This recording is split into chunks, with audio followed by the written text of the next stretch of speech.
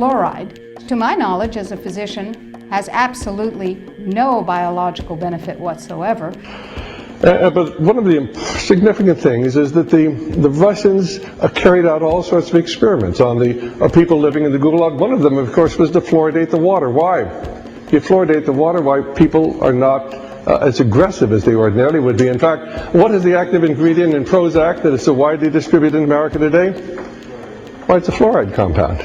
And now, we are finding that public water nationwide is showing up with arsenic, lead, cadmium, and thermonium, which is a radioactive form of lead.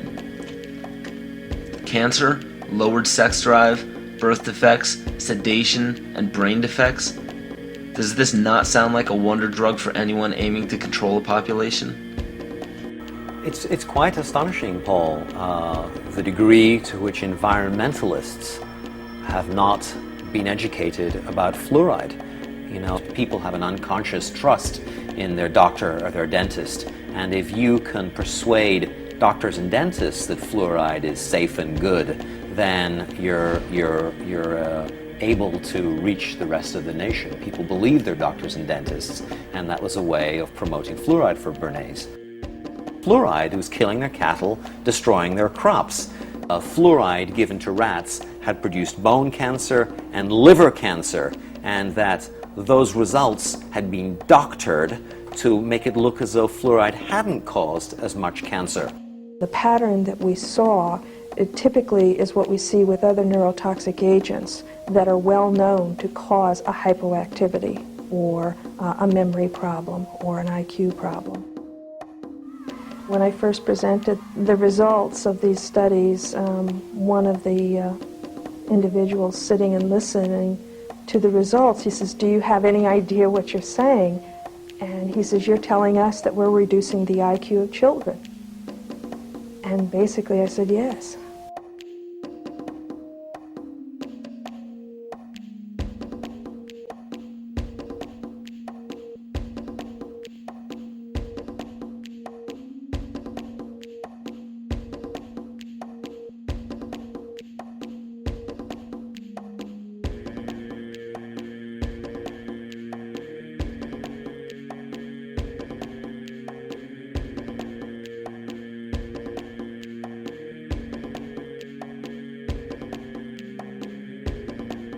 Aspartame, the artificial sweetener found in almost every low-sugar or sugar-free product on the market. First of all, aspartame is made up of three things: methanol, which of course is what produces blindness, aspartic acid, and phenylalanine. These are all poisons. Aspartic acid, of course, produces brain lesions. This was known back in the early 1970s. Methanol produces blindness. Phenylalanine is what you see certain in the brain, and in high dosage it produces trauma. We're not making this all up. The FDA did publish back in, I think it was in the 80s, they did publish the 92 potential side effects of aspartame. And they do, these side effects are quite, are extremely serious. Things like dizziness, problems with balance, abdominal pain and cramps, changes in vision, seizures and convulsions, etc., etc. So the nervous system seems to be one of the areas that's most affected. So we see people have difficulty thinking. They feel like they're walking around in a cloud or a fog. Yet despite all of these harmful effects, Donald Rumsfeld pushed it out into the stores in over 5,000 products when he was CEO of Searly, the company that manufactured aspartame.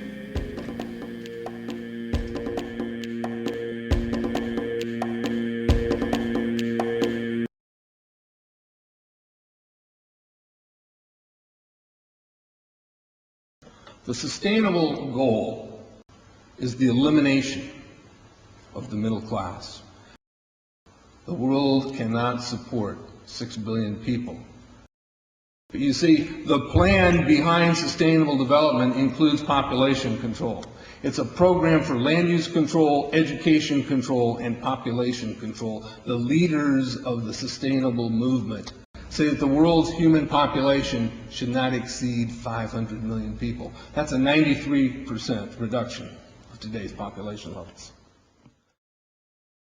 In 1992, while the Rio conference was going on, George Bush, then president, was there. He was just offshore in Prince Charles's yacht, where he executed the Agenda 21 protocols on behalf of the United States and brought it back to Washington, D.C. Within a year, Bill Clinton, by executive order, established the President's Council for Sustainable Development. In 1996, Bill Clinton set up the President's Council on Sustainable Development. One of the dictates of Agenda 21 is that every country in the world is to set up a national council to oversee the implementation of Agenda 21.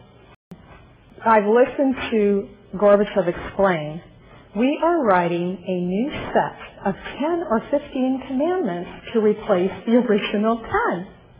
Which one of the 10 do you think these guys don't like? Thou shalt not lie, thou shalt not steal, thou shalt not covet. Because I'll tell you what, these people have lied to us. They're in the process of stealing all of this nation's natural resources, and they covet everything you have left.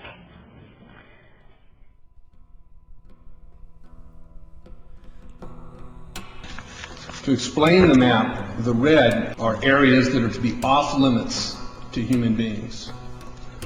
If you live there, you won't. The yellow areas are the areas for major control of all human activity. If you live there, you won't. The black dots are the smart growth zones. That's where human beings are to be stacked and packed in small living units along rail tracks. The smart growth program ultimately has jobs assigned and children cared for by the state.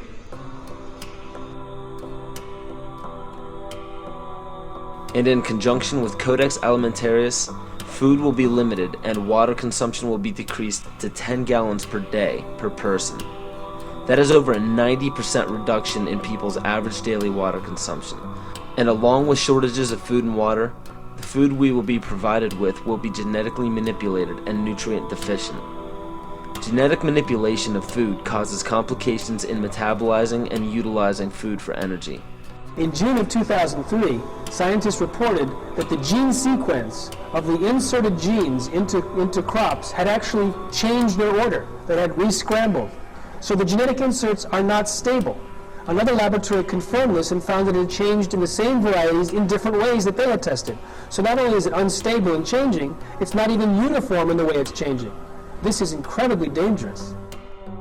Nutrient deficiencies due to Codex's planned vitamin and mineral ban will cause billions of preventable diseases. Both of these will ultimately lead to billions of deaths. The question is then, how do they do it? How in the world are they getting this agenda from the international level down to the local level? Well, they've got a plan for that too. Now, on the environmental side, there's probably a number of different plans, but from the environmental side, you have an organization called the IUCN, the International Union for the Conservation of Nature. Been in existence since the United Nations was created. It's not part of the United Nations Charter. It's a scientific advisor to the United Nations. But through the IUCN, such programs as ecosystem management, American Heritage Rivers, the Clean Water Initiative, the Endangered Species Act, and all the rules and regulations of the EPA, U.S. Fish and Wildlife Service, the U.S. Forest Service, the U.S. Park Service, and so forth. They also discuss property rights in this particular document. They say that property rights are not absolute, they're not unchanging, they're not inalienable like our Constitution and the Declaration of Independence of the states. Rather, they are a complex, dynamic, and shifting relationship between two or more parties over space or time. In a biocentric approach, says the IUCN, the rights of nature are defended first and foremost on the grounds of the intrinsic value of animals, plants, rivers, mountains, and ecosystems, rather than simply on the basis of the utilitarian value or benefit to human beings. In other words, nature comes first. Nature's needs comes before man's needs. In a religious context, it's called pantheism, the belief that nature is God. It goes on to say, even worse, people are then members of a community of beings, like human beings, living and non-living. So a rock is now elevated up to the status of a human being, and they are both equal in the eyes of this belief system. It's not hard to imagine that if you believe that humans are the cause of all of Earth's problems, that we're overpopulated. They give two solutions, and only two, to this problem. The first is